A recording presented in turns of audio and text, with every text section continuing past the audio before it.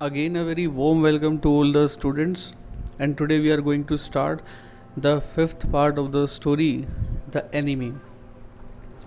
इस स्टोरी के पिछले पार्ट में आप लोगों ने पढ़ा कि हाना यूमी के साथ एक आर्ग्यूमेंट में उलझ जाती है।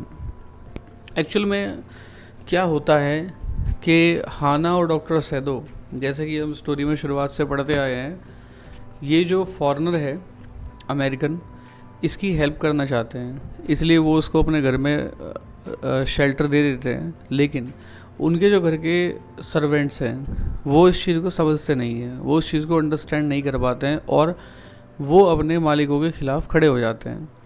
तो जब हाना यूमी से कहती है कि तुम्हें इस वाइट मैन की साफ़ सफाई करनी पड़ेगी, तो यूमी इस बात पर नाराज़ हो जाती है और अपनी जो मालकिन है हाना, उसके ख़िलाफ़ खड़ी हो जाती है और उसको जो बताती है उसको करने से साफ साफ मना कर देती है।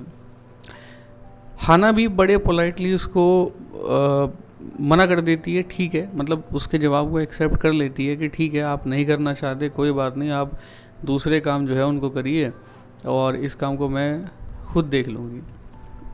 अब यहाँ से अपनी कहानी को आगे बढ़ाते हैं। She went ahead and slid back the partitions. Sado was not yet there. Yumi, following, put down her wooden bucket. Then she went over to the white man. When she saw him, her thick lips folded themselves into stubbornness. I have never washed a white man, she said, and I will not wash so dirty a man now. अब क्या होता है कि ये पिछली कहानी का हिस्सा है जो मैं आपको पढ़ के सुना रहा हूँ। जहाँ तक हमने अपना लास्ट पार्ट ख़त्म किया था कि पार्टीशंस को अलग करके यूमी और जो हाना है वो कमरे के अंदर दाखिल होते हैं जहाँ पर वाइट मैन लेटा हुआ है। वो अपनी जो पानी की बकेट है उसको रख देती है। वाइट मैन को वो देखते हैं तो पता लगता है कि उसने अपने होंठ जो हैं स्टबर्डनेस में बिछे हुए उसके होंठ हैं और उसके चेहरे पर एक तनाव है।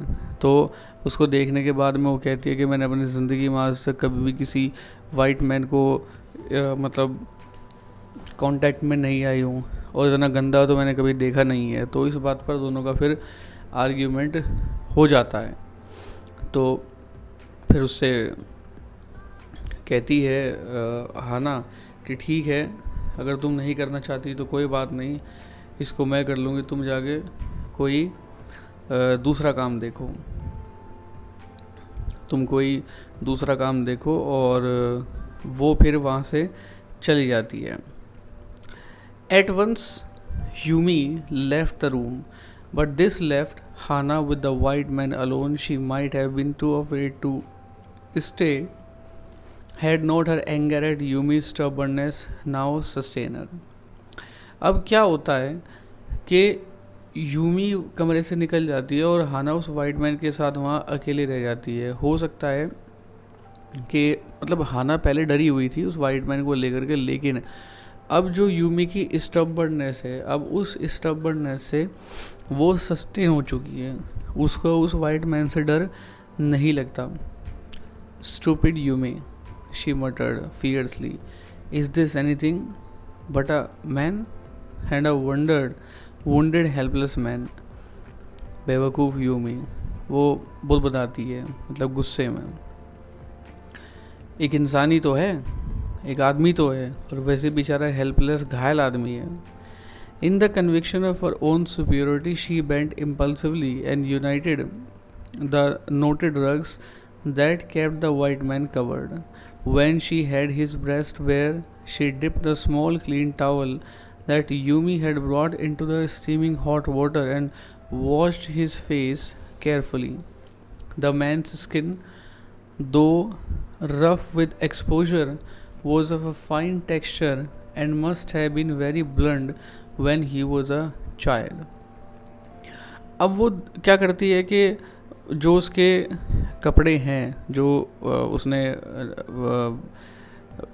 पहने हुए हैं उनको ऊपर से वो अनडन करती है, यानी कि उसका जो ऊपर का हिस्सा है वो अब बेयर हो जाता है। और वो क्या करती है कि एक टॉवल को पानी में भिगो करके, स्टीमिंग हॉट वाटर जो होता है उसमें भिगो करके वो उसके जो सीना होता है, उस सीने पर वो उसको साफ़ करने लगती है। जब उसको चेहरे को साफ़ करती है तो वो देखती है कि उसका चेहरा एकदम ब्लंड है, एकदम लाल है। तो वो उस बात से अंदाज़ा लगाती है कि शायद ऐसा हो सकता है कि बचपन में ये जो उसका चेहरा था बहुत लाल रहा हो। जैसे अमेरिकन आपने टीवी के अंदर या कभी यदि आपकी मुलाकात हुई हो, दिल्ली यदि आप गए हो तो आप किसी अमेरिकन से मिले हो तो उनके चेहरे में एक रेडनेस होती है, तो ठीक ऐसी रेडनेस उसके चेहरे में थी।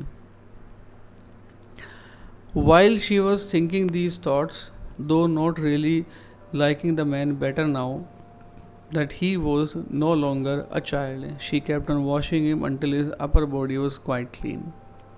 वो ये सब चीज़ें सोच रही थी, उसके दिमाग में सब कुछ चल रहा था। हालांकि वो उस व्यक्ति को पसंद नहीं कर रही थी, यानी कि उसका मन उस व्यक्ति के साथ वहाँ रहने को नहीं कर रहा था, लेकिन that was the need of the hour, इसलिए वो ये सब कर रही थी। लेकिन अब जो बात है वो ये है कि वो बच्चा नहीं रहा था अब, लेकिन फिर भी उसने उसको वॉश करना कंटिन्यू रखा, और जब तक कि उसकी जो अपर बॉडी थी वो बिल्कुल साफ़ नहीं हो गई। But she dare not turn him over, लेकिन उसको पलटने की उसकी हिम्मत नहीं हुई। Where was Sadao, now her anger was ebbing and she was anxious again and she rose wiping her hands on the wrong towel. Then lest the man be chilled, she put the quilt over him. अब क्या होता है, उसको पलटने की उसकी हिम्मत नहीं हुई, लेकिन सैदो कहाँ था। उसका जो एंगर था वो अब धीमे धीमे बढ़ रहा था, और वो एंग्शियस थी। दोबारा वो उठी, उसने अपने हाथों को साफ़ किया गलत टॉवल से, और उसके बाद में मतलब कहीं ऐसा ना हो कि ये जो व्यक्ति है कि इसको ठंड लग जाए, तो इसलिए वो क्या करती है कि उसके ऊपर रज़ाई को खींच देती है। Sadao, she called softly, he had been about to come in when she called. जो उसने आवाज़ दी तो वो अंदर आने को ही था। His hand had been on the door and now he open it. She saw that he had brought his surgeon's emergency bag and that he wore his surgeon's coat. जब उसने उसको आवाज़ लगाई तो उसका हाथ दरवाजे पर ही था, तो उसने देखा कि इमरजेंसी के में जो अपना सर्जन का वो बैग रखता था अपने साथ, वो बैग उसने मतलब लाया हुआ है, और सर्जन का जो कोट होता है वो उसने पहना हुआ था। You have decided to operate, she cried. तो तुमने सोच लिया कि इसका ऑपरेशन करोगे। Yes, he said shortly. He turned his back to her and unfolded a sterilized towel upon the floor of the tokonoma alcove and put his instruments out upon it. अब जो तैयारियां होती हैं सर्जरी के time, वो तैयारियां उसने करनी शुरू कर दी। जो स्टेरिलाइज्ड टॉवल था उसको उसने अनफोल्ड कर दिया, और अपने जितने भी औजार थे वो सारे के सारे उसने उसमें निकालने शुरू कर दिए। Fetch towels, he said, towels लाओ। She went obediently, but how anxious now, to the linen shelves and took out the towels. There ought also be old pieces of matting so that the blood would not ruin the linen floor covering. She went out to the back veranda where the gardener kept strips of matting with which to protect delicate shrubs on cold nights and took an armful of them. अब वो क्या करती है, जैसे जैसे उसको instruction देता है डॉक्टर सैदो, वो उन इंस्ट्रक्शंस को ओबीडियंटली फॉलो करती है। अब वो मतलब जितनी एंग्शियस थी, इस बात का अंदाज़ा इस बात से लगाया जा सकता है कि जहाँ पर वो था यानी कि ब्लड ना बहे, तो क्या था कि लाइनन जो वहाँ मैटिंग थी वो नई मैटिंग थी, गंदी ना हो जाए, तो क्या करती है कि बाहर जाने के बाद जो एक्स्ट्रा मैटिंग थी वो एक्स्ट्रा मैटिंग वहाँ से ले आती है ताकि नई वाली मैटिंग ख़राब ना हो जाए। But when she went back into the room she saw this was useless. अंदर गई तो पता लगा कि ये तो यूजलेस है। The blood had already soaked through the packing in the man's wound and had ruined the mat under him. लेकिन जिस मैट पर उसका लिटाया गया था, अब चूँकि इसका ऑपरेशन शुरू कर दिया गया था, वो ब्लड उसमें लग चुका था, यानी कि वो मैटिंग ख़राब हो चुकी थी। Oh the mat, she cried, yes it is ruined, Sadao replied as though he didn't care, help me to turn him, he commanded her, हाँ ख़राब हो गया। सैदो ने इस तरीके से जवाब दिया जैसे कि उसको परवाह ही नहीं है। उसने कहा कि मेरी मदद करो उसको पलटाने में। She obeyed him without a word and he began to wash the man's back carefully. तो जैसे ही वो पलटा गया, उसको पलटाने के बाद यूमी ने कोई भी एक वर्ड नहीं कहा, अपनी अपनी तरफ से कोई वर्ड नहीं कहा। तो डॉक्टर सैदो ने उसकी बैक जो थी उसको बहुत सावधानी के साथ में वॉश करना शुरू किया। Yumi would not wash him, she said. Did you wash him then, Sadao asked, not stopping for a moment his swift conscious concise movements. वो काम करता रहा, दोनों बात करते रहे। यूमी तो उसको साफ़ नहीं करेगी, तुमने साफ़ किया, yes. He did not seem to hear her, but she was used to his absorption when he was at work. She wondered for a moment if it mattered to him. What was the body upon which he worked so long as it was for the work he did so excellently? क्या होता है कि जो हाना थी, हाना को पता था कि वो अपने काम में इतना ज़्यादा एब्जॉर्व हो जाता है, इतना ज़्यादा तल्लीन हो जाता है कि वो फिर उसको आसपास की जगहों का कोई ध्यान नहीं रहता, फुल कंसंट्रेशन के साथ में अपने काम को अंजाम देता है। उसको फ़र्क नहीं पड़ता कि जो बॉडी उसके सामने रखी हुई है उस पर वो कितने समय से काम कर रहा है, लेकिन वो जब काम करता है किसी चीज़ पर, खासकर ऑपरेशन वगैरह, बहुत एक्सीलेंट तरीके से वो काम को करता था। You will have to give the anesthetic if he needs it, he said. I?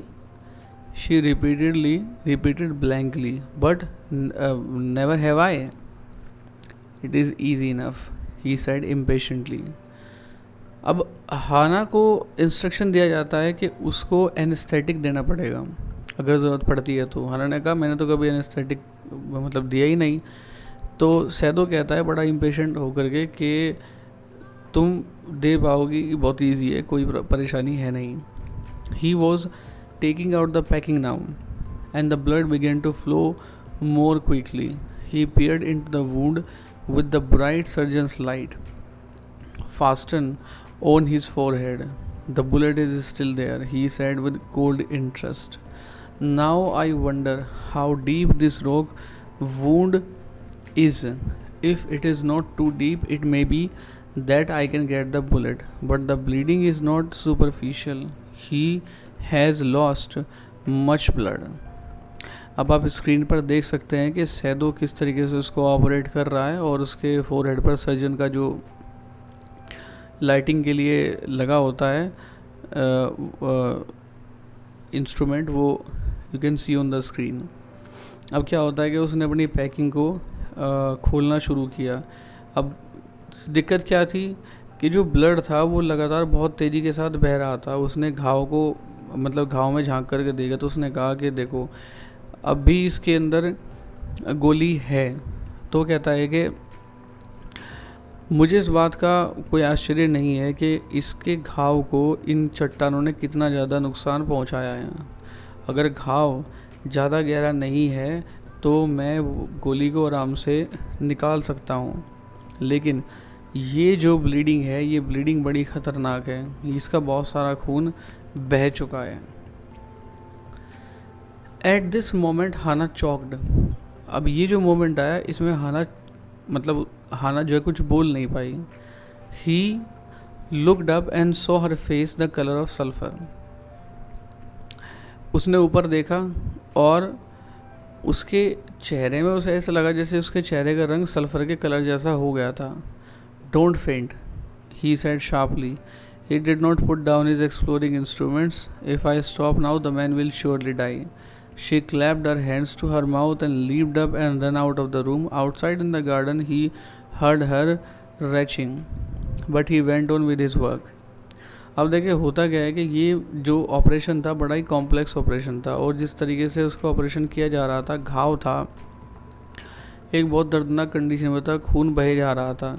तो डॉक्टर सैदो आप समझ सकते हैं कि अपने काम में कितना ज़्यादा प्रोफेशनल था। यानी कि इतना कॉम्प्लेक्स ऑपरेशन करते हुए वो ना तो घबराया, ना ही उसको कोई फेंटनेस महसूस हुई, और ना ही उसको वॉमिटिंग महसूस हुई। इसके उलट जो हाना थी, हाना ये सब चीज़ देख नहीं पाई। उसका जो जी था वो मिचलाने लगा, और वो कमरे से भाग करके गई। उसने अपने मुंह पर हाथ रख लिया, कमरे से भागते हुए बाहर गई, और फिर ग्राउंड में जाकर वो उल्टियाँ करने लगी। लेकिन सैदो अपने काम में लगा रहा। It will be better for her to empty her stomach, he thought. उसके पेट के लिए अच्छा होगा, उसका पेट खाली हो जाएगा, सैदो ने अपने मन में सोचा। He had forgotten that of course she had never seen an operation, but her distress and his inability to go to her at once made him impatient and irritable with this man who lay like dead under his knife. अब वो ये सब सोच ही रहा था, लेकिन वो भूल गया था कि हाना ने अब आज तक अपनी ज़िंदगी में कोई भी ऑपरेशन अटेंड नहीं किया था। यानी कि उसके इस डिस्ट्रेस में और उसकी जो परेशानी थी, वो अपने इनएबिलिटी की वजह से उसके पास तुरंत जा कर के मतलब उसका हालचाल नहीं पूछ सकता था, जिस वजह से वो इम्पेशेंट हो गया और थोड़ा सा इरिटेट भी हो गया उस व्यक्ति से जो उसके चाकू के नीचे अभी ज़िंदगी और मौत की लड़ाई लड़ रहा था। So this was the 5th part of the story, the enemy. अब ये व्यक्ति बचेगा या व्यक्ति ऑपरेशन में मर जाएगा, और अगर बच गया तो उसके साथ में क्या किया जाएगा, और अगर मर गया तो इनका क्या रिएक्शन होगा, we will come to know in the next part of the story. Till then, thank you very much.